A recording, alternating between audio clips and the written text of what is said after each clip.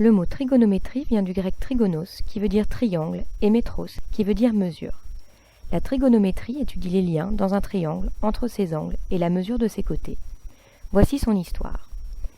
Il y a 4000 ans, les astronomes babyloniens cherchaient à déterminer la distance aux astres et ne pouvaient, hélas, que mesurer des angles.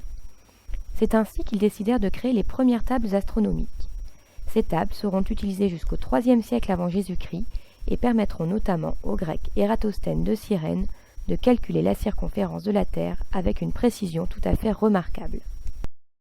Au IIe siècle avant Jésus-Christ, le grec Hipparque de Nicée, à la suite d'un immense travail d'observation des astres, créa les premières tables de cordes, permettant dans un cercle de déterminer la longueur d'une corde en fonction de l'angle au centre qui lui est associé.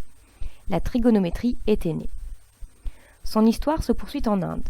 En effet, au 5e siècle après Jésus-Christ, un mathématicien indien du nom d'Aryabhata l'Ancien remplaça les tables de cordes par les premières tables de demi-cordes ou encore tables de sinus. On reconnaît alors la configuration du sinus dans un triangle rectangle, telle qu'elle est enseignée au collège. On a bien sinus x est égal à mesure du côté opposé sur hypoténuse, qu'on retrouve facilement grâce au pense-bête SOHCAHTOA.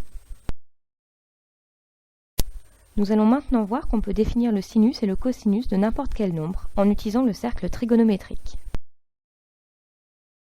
Nous allons travailler dans un plan orienté, muni d'un repère orthonormé OIJ.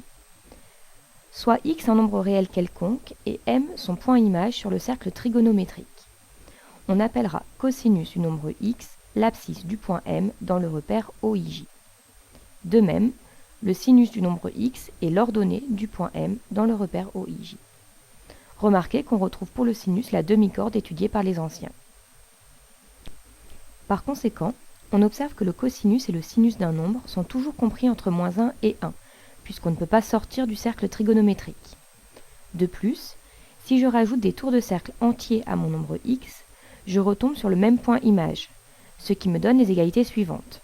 Le cosinus de x plus k fois 2pi est égal au cosinus de x, et le sinus de x plus k fois 2pi est égal au sinus de x. K est un nombre entier. Enfin, si je me place dans le triangle rectangle OHM, le théorème de Pythagore me permet d'écrire OH carré plus HM carré est égal à OM carré, ce qui me donne le cosinus de x au carré plus le sinus de x au carré est égal à 1, puisque le rayon du cercle trigonométrique est 1.